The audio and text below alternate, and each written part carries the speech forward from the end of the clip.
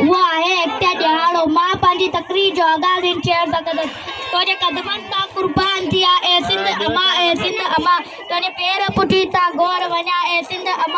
अमा तो बुत धर्म जा ॿार ॾिठा तो ॾाहिर जा ॾाकार ॾिठा ए सिंध अमा जनाब सदर हिन सुवारी सगावत एतिरी त पुराणी आहे जेतिरी थी छो जो 5000 साल अॻु में बसि मुंहिंजे दड़े मां सिंध आई सगावत जा सबूत मिलिया आहिनि जनाब सदर 5000 साल अॻु में बि सिंधी माण्हू महिमान नवाज़ हुआ छो जो जनाब सदर हिन धरती हिलाड़ी ऐं बहादुरनि खे जनम ॾिनो आहे कहिड़ी कयां ॻाल्हि इन हाल जी के ज़ाहिर कयां सरे पवे मात मिनुनि खे त डूंगर पवन डरी वञनि वण परी ओभर उबड़े की न की केत वतन ला विड़िया केत कलंदर बंजी दमालो हुयूं केत वरी बिछा जा वाही बंजी